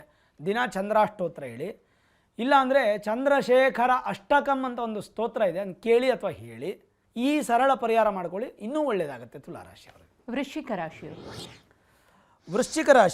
ವೃಶ್ಚಿಕ ರಾಶಿಯವರಿಗೆ ಮಧ್ಯಮ ಫಲ, ಭಾಳ ಉತ್ತಮವಾಗೂ ಇಲ್ಲ, ಹಾಗಂತ ಅಧಮ ಅಂತ ತಗೊಳ್ಳಂಗಿಲ್ಲ. ವೃಶ್ಚಿಕ ರಾಶಿಯವರಿಗೆ ಒಂದು ಪ್ಲಸ್ ಪಾಯಿಂಟ್ ಏನಂತಂದರೆ, ರಾಶಿಯಿಂದ 9ನೇ ಮನೆಯಲ್ಲಿ ಗ್ರಹಣ ನಡೀತಾ ಇದೆ. ಗ್ರಹಣ ನಡೀತಾ ಇರ್ತಕ್ಕಂಥ ಜಾಗದಲ್ಲಿರ್ತಕ್ಕಂಥ ಗುರು ವೃಶ್ಚಿಕ ರಾಶಿಗೆ ಅಧಿಪತಿ ಅಂತ ಕುಜನಿಗೆ ಫ್ರೆಂಡ್, ಮಿತ್ರ. ಸೂರ್ಯನು ಫ್ರೆಂಡ್, ಮಿತ್ರ. ಚಂದ್ರನು ಮಿತ್ರ. ಅಂದರೆ 3 ಗ್ರಹಗಳು ನಿಮ್ಮ ರಾಶಿಯಾಧಿಪತಿಗೆ ಮಿತ್ರನಾಗಿ ಗ್ರಹಣದಲ್ಲಿ ಪಾಲ್ಗೊಳ್ತಾ ಇದ್ದಾರೆ. ಹಾಗಾಗಿ ನಿಮಗೂ ಮಿತ್ರನೇ. ಮಧ್ಯಮವಾದ ಫಲವನ್ನು ನಾವು ಅಪೇಕ್ಷೆ ಪಡಬಹುದು ವೃಶ್ಚಿಕ ರಾಶಿಯವರಿಗೆ. ಆದರೆ ನಿಮ್ಮ ರಾಶಿಯಾಧಿಪತಿ 8ನೇ ಮನೆಯಲ್ಲಿರೋದ್ರಿಂದ ಸ್ವಲ್ಪ ಈ ಒಂದು ತಿಂಗಳು ಈ ಬೀಳೋದು ಏಳೋದು ಜಾಸ್ತಿ ಆಗುತ್ತೆ. ಸಣ್ಣ ಪುಟ್ಟ ಮೆಟ್ಲಿಬೇಕಾದ್ರೆ ಜಾರು ಬಿದ್ದು ಬಿಡೋದು, ಗಾಡಿಲೋ ಸೈಕಲಲ್ಲೋ ಬಿದ್ದು ಬಿಡೋದು, ಬಿದ್ದು ಒಂದು ಏರ್ ಕ್ರ್ಯಾಕ್ ಮಾಡ್ಕೊಳ್ಳೋದು, ಎಲ್ಲೋ ಮೂಳೆ ಒಂದು ಸಮಸ್ಯೆ ಆಗೋದು, ರೆಸ್ಟ್ ತೊಗೊಳ್ಳೋದು, ಈ ಥರ ಸಂದರ್ಭಗಳು ವೃಶ್ಚಿಕ ರಾಶಿಯವ್ರಿಗೆ ಬರ್ಬೋದು. ಜೊತೆಗೆ ನಿಮ್ಮ ಜೊತೆಯಲ್ಲಿ ಇರ್ತಕ್ಕಂಥವರೇ ನಿಮಗೊಂದು ಸ್ವಲ್ಪ ಮೋಸ ಮಾಡ್ಬೋದು, ಅದು ನಿಮಗೆ ಮಾಡಿರಬಹುದು, ಅದು ನಿಮಗೆ ಗೊತ್ತಾಗುವಂಥದ್ದು ಈ ಸಂದರ್ಭದಲ್ಲಿ ಆಗುತ್ತೆ. ಅಂದರೆ ಸೂರ್ಯಗ್ರಹಣದ ಪ್ರಭಾವ ನಿಮ್ಮನ್ನು ಕಳ್ಳನನ್ನು ಹಿಡ್ಕೊಡ್ತಾರೆ. ನಿಮಗೆ ಕಳ್ಳ ಅಂತಂದರೆ ಕಳ್ತನ ಮಾಡಿರೋ ಕಳ್ಳ ಅಲ್ಲ, ನಿಮಗೆ ಮೋಸ ಮಾಡಿರ್ತಕ್ಕಂಥ ಕಳ್ಳನ ನಿಮಗೆ ತೋರಿಸ್ಕೊಡ್ತಾರೆ. ಅದಾದಮೇಲೆ ನಿಮ್ಮ ಡಿಸಿಷನು, ಅವ್ರನ್ನ ಜೊತೆಗೆ ಇಟ್ಕೊಳ್ಬೇಕಾ ಬೇಡವಾ ಅನ್ನುವಂಥದ್ದನ್ನೆಲ್ಲ ತಿಳ್ಕೊಬೇಕು. ಈ ಥರದ ಒಂದು ವಿಚಾರಗಳ ಬಗ್ಗೆ ಗಮನ ಕೊಡಿ. ಸಕಾರಾತ್ಮಕ ಬೆಳವಣಿಗೆಗಳು ಸ್ವಲ್ಪ ಪಾಸಿಟಿವ್ ಆಗಿ ಕಾಣ್ತಾ ಇದೆ. ಹೊಸ ಹೊಸ ಜವಾಬ್ದಾರಿಗಳು ನಿಮಗೆ ಸೇರುತ್ತೆ ಉದ್ಯೋಗದಲ್ಲಿ, ಬಟ್ ಸಂಬಳ ಮಾತ್ರ ಜಾಸ್ತಿ ಆಗಲ್ಲ. ಹೊಸ ಜವಾಬ್ದಾರಿ ಮಾತ್ರ ಹೆಚ್ಚಿಗೆ ಸೇರುತ್ತೆ. ನಿಮ್ಮ ಮೇಲೆ ನಂಬಿಕೆ ಬರುತ್ತೆ. ನೀವು ಉದ್ಯೋಗ ಮಾಡೋ ಜಾಗದಲ್ಲಿ ನಿಮ್ಮ ಮೇಲೆ ಹೆಚ್ಚು ನಂಬ್ತಾರೆ. ವೃಶ್ಚಿಕ ರಾಶಿಯವ್ರನ್ನ ತುಂಬ ನಂಬಿಕೆ ಇರುತ್ತೆ. ಬಹುಕಾಲದಿಂದ ಬಾಕಿ ಉಳಿದಿರ್ತಕ್ಕಂಥ ಕೆಲಸಗಳೆಲ್ಲ ಪರಿಪೂರ್ಣ ಮಾಡ್ತೀರಾ. ಒಂಥರ ನಿಮ್ಮ ಟೈಮ್ ಮೀರಿ ಕೆಲಸ ಮಾಡೋದು. ಬೆಳಗ್ಗೆ 8ರಿಂದ 4ವರೆಗೂ ಕೆಲಸ ಇರುತ್ತೆ, ಅಥವಾ 10ರಿಂದ 6ವರೆಗೂ ಕೆಲಸ ಇರುತ್ತೆ. ಬೆಳಗ್ಗೆ 9 ಗಂಟೆಗೆ ಹೋಗಿ ಕೂತ್ಕೊಳ್ಳೋದು, ರಾತ್ರಿ 10 ಗಂಟೆಗೆ ಬರೋದು. ಅಂದರೆ ನಿಮ್ಮ ಸಮಯಕ್ಕಿಂತ ಹೆಚ್ಚಿನ ದುಡಿಮೆನ ದುಡಿಯೋದು. ಸಂಬಳ ಒಂದೇ ಇರುತ್ತೆ, ಆದರೆ ಕೆಲಸವನ್ನು ಪರಿಪೂರ್ಣ ಪ್ರಾಂಪ್ಟಾಗಿ ಮಾಡುವಂಥ ಸ್ಥಿತಿಗತಿಗಳು ನಿಮಗೆ ತುಂಬ ಚೆನ್ನಾಗಿರುತ್ತೆ. ಓವರಾಲ್ ವೃಶ್ಚಿಕ ರಾಶಿಯವರಿಗೆ ಸಿಹಿ ಕಹಿ ಎರಡೂ ಇರೋದರಿಂದ ಹೆಚ್ಚಿನ ಭಯ ಪಡೋ ಅವಶ್ಯಕತೆ ಇಲ್ಲ. ಸ್ವಲ್ಪ ನಿಮ್ಮ ಆತ್ಮೀಯರ ಜೊತೆ ಸ್ವಲ್ಪ ಹುಷಾರಾಗಿರತಕ್ಕಂಥದ್ದು ಒಳ್ಳೆಯದು. ಏನು ಪರಿಹಾರ ಮಾಡ್ಕೋಬೇಕು? ಪರಿಹಾರ ಅಂತ ಬಂದಾಗ ಕುಜ ಬಂದು ಅಷ್ಟಮದಲ್ಲಿದ್ದು, ಸೂರ್ಯ ಬಂದು ಭಾಗ್ಯದಲ್ಲಿದ್ದು, ಎರಡೂ ಅಗ್ನಿ ತತ್ವದ ಗ್ರಹಗಳಾದ್ದರಿಂದ ಜಲಾಭಿಷೇಕ, ಅಂದರೆ ಅಗ್ನಿಯನ್ನು ಶಮನ ಮಾಡೋದಕ್ಕಿರೋ ಶಕ್ತಿ ಕೇವಲ ಜಲಕ್ಕೆ ಮಾತ್ರ, ನೀರಿಗೆ ಮಾತ್ರ. ಹಾಗಾಗಿ ಒಂದು ಶಿವಾಲಯದಲ್ಲಿ 12ನೇ ತಾರೀಕು 13ನೇ ತಾರೀಕು ಆದಮೇಲೆ ಯಾವುದಾದ್ರೂ ಒಂದು ಸೋಮವಾರದ ದಿನನೋ, ಅಥವಾ ಆರುದ್ರಾ ನಕ್ಷತ್ರದ ದಿನನೋ, ಅಥವಾ ಒಂದು ಅಮಾವಾಸ್ಯೆ ದಿನನೋ, ಅಥವಾ ಒಂದು ಪ್ರದೋಷ ಕಾಲಕ್ಕೋ ಒಂದು ಕ್ಷೀರಾಭಿಷೇಕವನ್ನು ಮಾಡಿಸಿ, ಒಂದು ಜಲಾಭಿಷೇಕವನ್ನು ಮಾಡಿಸಿ. ನೀವೇ ಮಾಡಿಸ್ಬೇಕು ಅಂತಿಲ್ಲ, ಅಲ್ಲಿ ಮಾಡಬೇಕಾದ್ರೆ ಕೂತ್ಕೊಂಡು ದರ್ಶನ ಮಾಡಿದ್ರೂ ಸಾಕು. ಮಂಗಳಾರತಿನ ತೊಗೊಂಡು ಮನೆಗೆ ಬನ್ನಿ, ಇಷ್ಟು ಬಿಟ್ಟರೆ ಬರೀ ಪರಿಹಾರ ಬೇಕಿಲ್ಲ. ಧನಸ್ಸು ರಾಶಿ.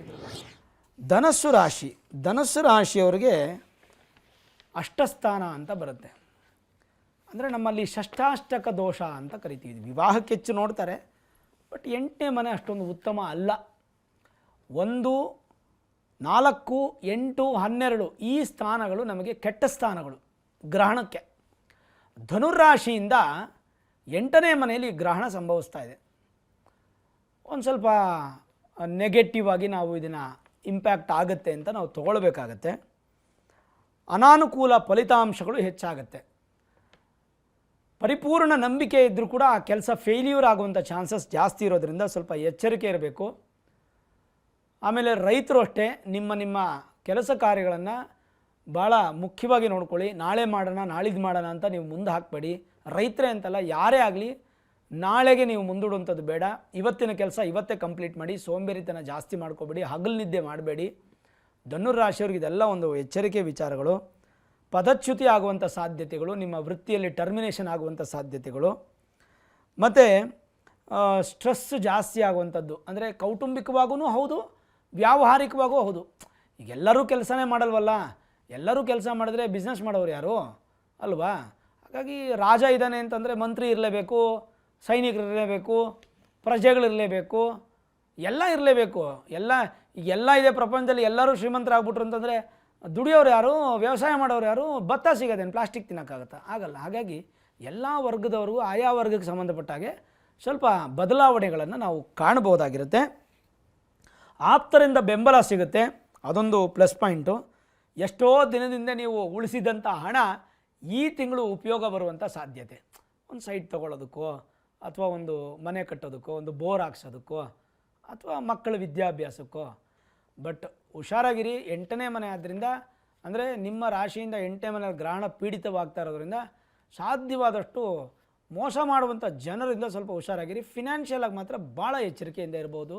ಆರ್ಥಿಕವಾಗಿ ಬಳಲಕ್ಕೆ ಹೋಗಬೇಡಿ. ಆರೋಗ್ಯದಲ್ಲಿ ಸಣ್ಣ ಪುಟ್ಟ ತೊಂದರೆ ಆಗುತ್ತೆ, ಬಿಟ್ಟರೆ ದೊಡ್ಡ ಸಮಸ್ಯೆ ಇಲ್ಲ. ಏನು ಪರಿಹಾರ ಹಾಗಿದ್ರೆ? ಪರಿಹಾರ ಅಂತ ಬಂದಾಗ ಮೌಖಿಕವಾಗಿ ಗಣಪತಿ ಆರಾಧನೆಯನ್ನು ಧನುರಾಶಿಯವರು ಮಾಡಿ. ಕೇತು ಅಂದರೆ ಗಣಪತಿಯ ದೇವಸ್ಥಾನಕ್ಕೆ ಹೋಗಿ ಬನ್ನಿ.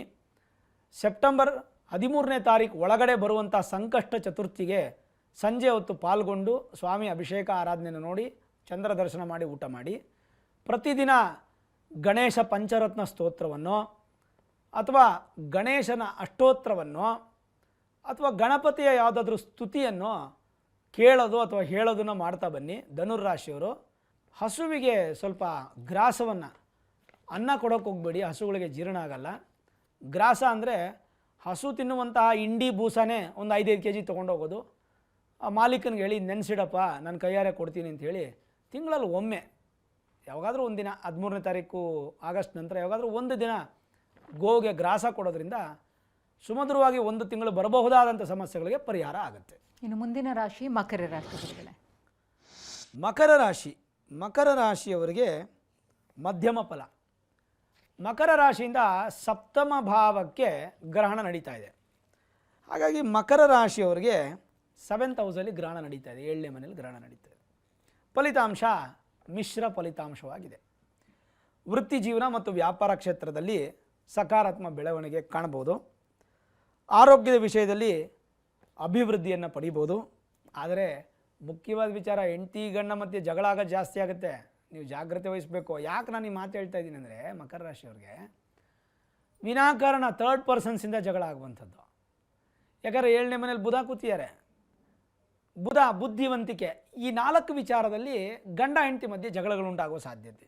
ಆ ಪ್ರಕೋಪಕ್ಕೆ ಹೋಗ್ಬಿಡಬಾರ್ದು, ಅದನ್ನು ನೀವು ಬ್ಯಾಲೆನ್ಸ್ ಮಾಡ್ಕೋಬೇಕು, ಅದು ತುಂಬ ಇಂಪಾರ್ಟೆಂಟು. ಜೊತೆಗೆ ಹೊಸ ಹೊಸ ಜವಾಬ್ದಾರಿ ಬರುತ್ತೆ. ಆಸ್ತಿ ವಿಭಜನೆ ಏನಾದರೂ ಆದರೆ ಈ ತಿಂಗಳು ಖಂಡಿತ ನಿಮಗೆ ತುಂಬ ಪಾಸಿಟಿವ್ ಇರುತ್ತೆ. ಒಂಥರ ಧೈರ್ಯಶಾಲಿಗಳು ನೀವು. ಎಕ್ಸಾಂಪಲ್ ಹೇಳ, ತುಂಬ ಸ್ಪಿರಿಚುವಾಲಿಟಿ ಇರುತ್ತೆ ನಿಮಗೆ, ಆದರೆ ಎಲ್ಲಿ ಉಪಯೋಗಿಸ್ಬೇಕೋ ಅಲ್ಲೇ ಉಪಯೋಗಿಸ್ತೀರಾ, ಎಲ್ಲ ಕಡೆ ಉಪಯೋಗಿಸೋದಿಲ್ಲ. ಲೌಕಿಕವಾಗಿ ಎಲ್ಲಿರಬೇಕೋ ಅಲ್ಲಿ ಆಗಿರ್ತೀರ, ಆಧ್ಯಾತ್ಮಿಕವಾಗಿ ಎಲ್ಲಿರಬೇಕೋ ಹಂಗಿರ್ತೀರ. ಒಟ್ಟು ಮಕರ ರಾಶಿಯವರಿಗೆ ಒಂದು ವಿಶೇಷ ಸಪ್ತಮ ಸ್ಥಾನ ಆ್ಯಂಡ್ ಪಾರ್ಟ್ನರ್ಶಿಪ್ ಬಿಸ್ನೆಸ್ಸಲ್ಲಿ ಸ್ವಲ್ಪ ವ್ಯತ್ಯಾಸ ಆಗುವಂಥ ಸಾಧ್ಯತೆ ಇರುತ್ತೆ. ಜೊತೆಗೆ ಇಬ್ಬರು ಒಟ್ಟಿಗೆ ಮಾಡ್ತಾ ಇದ್ದಾರೆ. ಯಾಕಂದರೆ 7th house house of partner ಅಂತ ಕೂಡ ಕರಿತೀವಿ, ಅದು life partner and business partner ಎರಡಕ್ಕೂ ಆಗುತ್ತೆ. ಗ್ರಹಣದ ಪ್ರಭಾವ ಒಂದು ಸ್ವಲ್ಪ ನಿಮಗೆ ಇದರ ಕಡೆ ಗಮನ ಕೊಡಬೇಕು. ಆರ್ಥಿಕವಾಗಿ ಸಮತೋಲನವಾಗಿರುತ್ತೆ, ಕೌಟುಂಬಿಕವಾಗಿ ಚೆನ್ನಾಗಿರುತ್ತೆ, ವೃತ್ತಿಯಲ್ಲಿ ಅಭಿವೃದ್ಧಿ, ವ್ಯಾಪಾರದಲ್ಲಿ ಓಕೆ, ಪಾರ್ಟ್ನರ್ಶಿಪ್ಪಲ್ಲಿ ಎಚ್ಚರಿಕೆ ಮತ್ತು ಆರೋಗ್ಯದಲ್ಲಿ ಎಚ್ಚರಿಕೆ. ಯಾಕೆ ಆರೋಗ್ಯದಲ್ಲಿ ಅಂದರೆ especially motion related issues, piles problem, infections issues ಆಗುತ್ತೆ. ಏನು ಪರಿಹಾರ ಗುರುಗಳೇ? ಪರಿಹಾರ ಅಂತ ಬಂದಾಗ ವಿಷ್ಣು ಸಹಸ್ರನಾಮವನ್ನು ಪ್ರತಿನಿತ್ಯ ಕೇಳಿ. ಆಗಲಿಲ್ಲ ಅಂತಂದರೆ ಅದರಲ್ಲಿ ಶ್ರೀರಾಮ ರಾಮ ರಾಮೇತಿ ರಮೇ ರಾಮೇ ಮನೋರಮೆ ಸಹಸ್ರನಾಮ ತತ್ತುಲ್ಯಂ ರಾಮನಾಮ ವರಾನನೆ ಅನ್ನುವಂಥ ಒಂದು ಸ್ತೋತ್ರವನ್ನು 3 ಬಾರಿ ಕೇಳಿ. ಇಲ್ಲಾಂದರೆ ವಿಷ್ಣು ಸಹಸ್ರನಾಮ ಪೂರ್ತಿಯಾಗಿ 9 ದಿನ ಕೇಳುವಂಥದ್ದು ಒಳ್ಳೆಯದು. ಇದೂ ಆಗಲ್ಲ ಅಂತಂದರೆ ತುಳಸಿ ಗಿಡ ದಾನ. ನರ್ಸರಿಗೆ ಹೋದರೆ ಒಂದು 4 ತುಳಸಿ ಗಿಡ ಕೊಡಿ ಅಂದರೆ ಕೊಡ್ತಾರೆ. ಯಾವುದಾದ್ರು ದೇವಸ್ಥಾನದಲ್ಲಿ ತುಳಸಿ ಗಿಡ ಇಲ್ಲ ಅಂತ ನಿಮ್ಗೆ ಅನಿಸಿದ್ರೆ ಅಲ್ಲಿ ತೊಗೊಂಡೋಗಿ ಅರ್ಚಕರನ್ನ ಕೇಳಿ ಅವ್ರ ಪರ್ಮಿಷನ್ ತೊಗೊಂಡು ಒಂದು ನಿಮ್ಗೆ ಶಕ್ತಿ ಇದ್ದರೆ ಒಂದು ಬೃಂದಾವನ ಕಟ್ಸ್ಕೊಡಿ. ಇಲ್ಲಾಂದರೆ ಒಂದು ಪಾಟಲ್ಲಾದರೂ ತುಳಸಿ ಗಿಡ ನೆಟ್ಟು ದಿನ ಒಂದು 15 ದಿನ ಅದು 1 ತಿಂಗಳು ಕಂಟಿನ್ಯೂ ಹೋಗಿ ಅದನ್ನು ಸಂರಕ್ಷಣೆ ಮಾಡಿ ದೊಡ್ಡದಾಗಿ ಬೆಳೆಯಕ್ಕೆ ಬಿಡಿ. ಮುಂದೊಂದು ದಿನ ಆ ಗಿಡದಲ್ಲಿ ಬರುವಂಥ ತುಳಸಿ ಸ್ವಾಮಿಗೆ ಅರ್ಚನೆ ಆಗುತ್ತೆ, ಆವಾಗಲೂ ಫಲ ಸಿಗುತ್ತೆ, ಗಿಡ ದೇವಸ್ಥಾನಕ್ಕೆ ಕೊಟ್ಟಂಥ ಫಲನೂ ಸಿಗುತ್ತೆ. ಇದೊಂದೇ ಪರಿಹಾರ ಸಾಕಾಗುತ್ತೆ, ಇನ್ನೇನೋ ಅವಶ್ಯಕತೆ ಬರಲ್ಲ.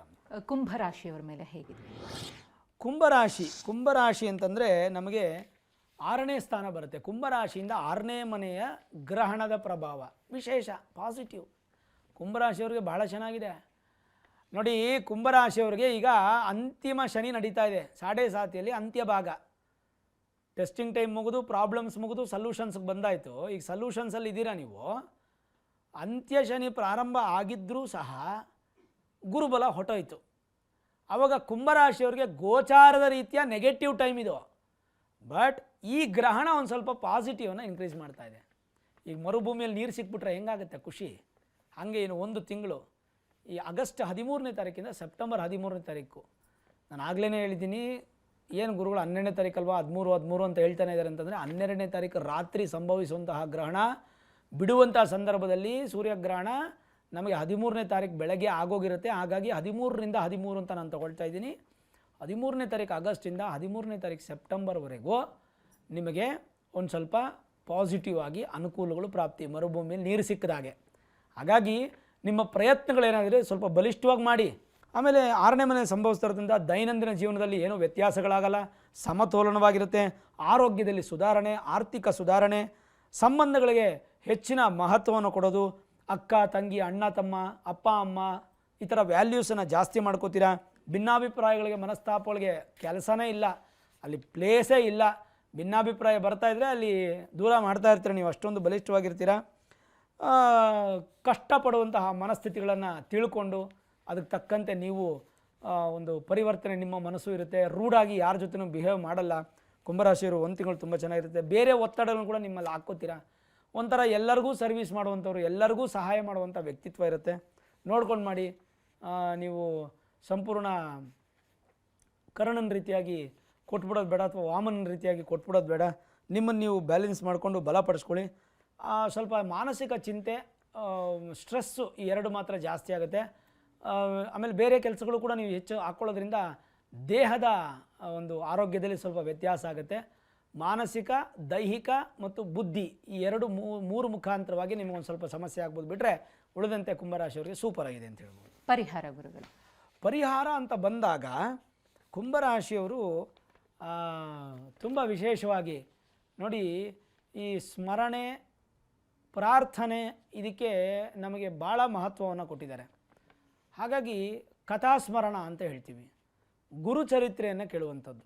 6ನೇ ಮನೆಯಲ್ಲಿ ಗುರು ಇರೋದರಿಂದ ಉಚ್ಚ ಗುರು ಷಷ್ಠಾಷ್ಟಕಕ್ಕೆ ಬಂದಾಗ ಸ್ವಲ್ಪ ಮಟ್ಟಿಗೆ ನಾವು ಈ ಗುರುಚರಿತ್ರೆ ಅಥವಾ ಗುರುಗಳ ಒಂದು ಸಂಬಂಧಪಟ್ಟಂಥ ಕಥೆಗಳನ್ನು ಕೇಳುವಂಥದ್ದು, ಗುರುಗಳ ಸೇವೆ ಮಾಡುವಂಥದ್ದು, ಅಥವಾ ಗುರುಗಳ ಸಂಬಂಧಪಟ್ಟಂಥ ಎಷ್ಟೋ ಕವನಗಳು, ಹಾಡುಗಳು, ಸಂಗೀತ ಮುಖಾಂತರ ಬಂದಿವೆ, ಅವೆಲ್ಲ ಕೇಳುವಂಥದ್ದು. ಅಂದರೆ ದಿನನಿತ್ಯ ಒಂದೊಂದು ಕೇಳೋದು, ಗುರುಸ್ಮರಣೀಯವಾಗಿ ಈ ತಿಂಗಳೆಲ್ಲ ಕಳೆಯೋದು, ಇದನ್ನು ಪರಿಹಾರ ಅಂತ ಹೇಳ್ತೀವಿ. ನಿಮ್ಮ ಹುಟ್ಟಿದಬ್ಬ ಏನಂತಂದರೆ ಆಗಸ್ಟ್ 13ನೇ ತಾರೀಕಿಂದ ಸೆಪ್ಟೆಂಬರ್ 13ನೇ ತಾರೀಕು ಒಳಗಡೆ ನಿಮ್ಮ ಹುಟ್ಟಿದಬ್ಬ ಬಂದರೆ ಪರಿಹಾರ ಮಾತ್ರ ನೀವೇನು ಮಾಡ್ಕೋಬೇಕು ಗೊತ್ತಾ? ಅನಾಥಾಶ್ರಮಕ್ಕೆ ಹೋಗಿ ಅಲ್ಲಿ ಅಡುಗೆ ಮಾಡಿಸಿ ನೀವು ಅಲ್ಲೇ ಊಟ ಮಾಡಿ ಅವ್ರ ಜೊತೆ ಎಲ್ಲ ಕೂತ್ಕೊಂಡು ಊಟ ಮಾಡಿ.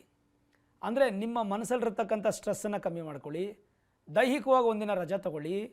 ಅಂದರೆ ಎಲ್ಲ ರೀತಿಯಾದಂಥ ಒಂದು ಅನುಕೂಲಗಳಾಗುತ್ತೆ, ಆಶೀರ್ವಾದ ಸಿಗುತ್ತೆ. ಹೊಟ್ಟೆಯ ಆಶೀರ್ವಾದ, ಹಸಿದ ಹೊಟ್ಟೆಯ ಆಶೀರ್ವಾದ ತುಂಬಿಸ್ತೀರ ನೀವು, ಆಗ ಆಶೀರ್ವಾದ ಸಿಗುತ್ತೆ. ಇದು ಪರಿಹಾರ ಅಂತ ಹೇಳ್ಬೋದು ಕುಂಭರಾಶಿಯವರಿಗೆ. ಇನ್ನು ಕೊನೆಯ ರಾಶಿ ಮೀನರಾಶಿ. ಮೀನರಾಶಿಗೆ ಮಧ್ಯಮ ಫಲ. ಯಾಕೆಂದರೆ ಮೀನರಾಶಿಯಿಂದ 5ನೇ ಮನೆಯಲ್ಲಿ ಗೋಚರ ಆಗ್ತಾಯಿದೆ.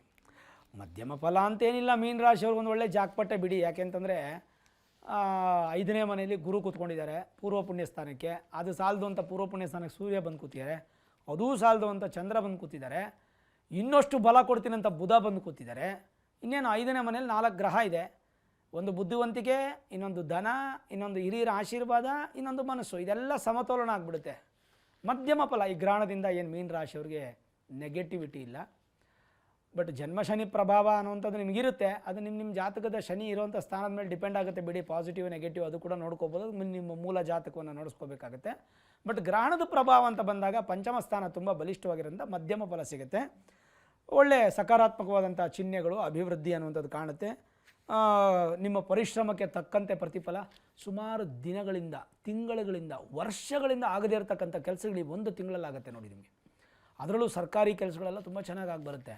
ಗೌರವ, ಸ್ಥಾನಮಾನ, ಅಭಿವೃದ್ಧಿ, ಒಂಥರ ನಿಮ್ಮ ಏಜ್ಗೆ ಅನುಸಾರವಾಗಿ.